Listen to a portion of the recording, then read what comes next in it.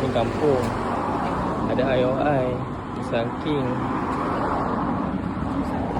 Ni kampung. IOI. Ada Adin Durian. Ni kampung. Ni sambung. Udah merah dah. Okay guys. Okay, so ni durian Musang King. So ni size dia. Okay, durian Musang King. Ni kampung. Ada IOI, Musang King. Ni kampung. IOI pun sekilo 13. IOI. Dekat kawasan Bukit Katil ni. Tepi jalan ada Adin Durian. Ni kampung. Ni sambung. Dah merah dah. Mana?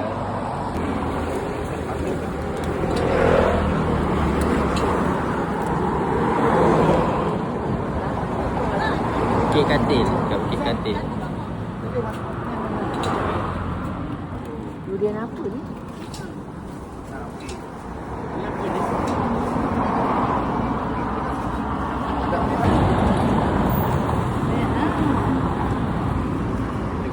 Beli apa?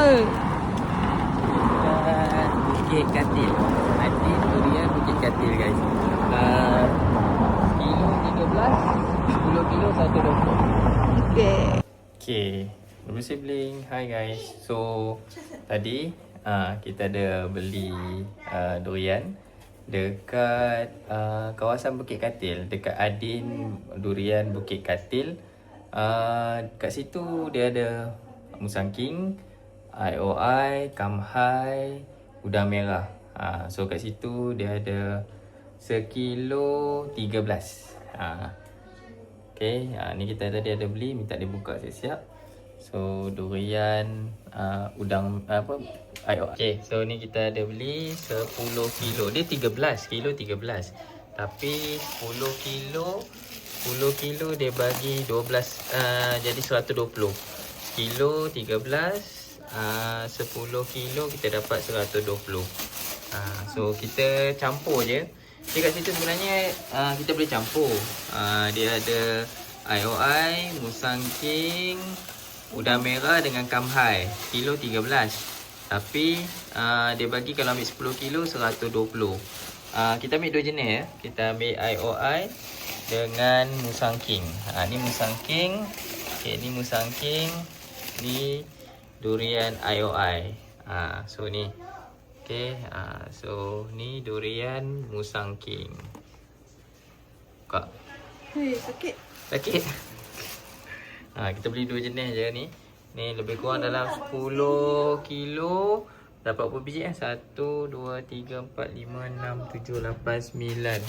Lebih kurang 9 biji kita dapat dengan harga 120. Jom kita buka satu.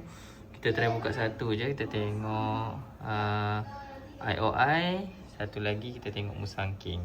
So kita tengok macam mana dia punya kemenjadiannya. Okay, jom kita tengok. Guys, so nanti kita akan share link ataupun location dekat Adin Durian Bukit Katil.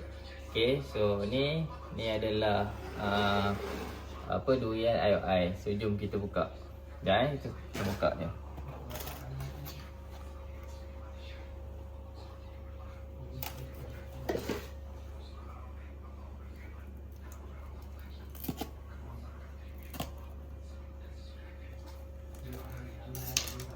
Tapi dia cakap kat sini IOI, kat situ kita pergi tadi dia suruh try dulu takut masam.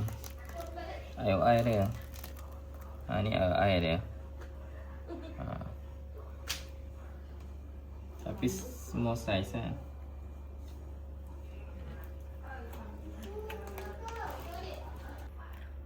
Okay guys. Okay, so ni durian Musang King. So ni size dia.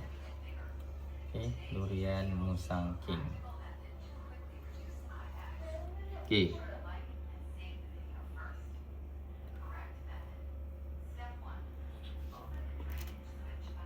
Kita tengok dalam ni. Ada ke tidak ada? Ataupun 2 ulas tu saja.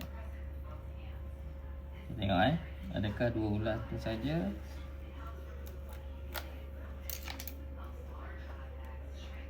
Aku berat ke kulit saja? Ya, betul.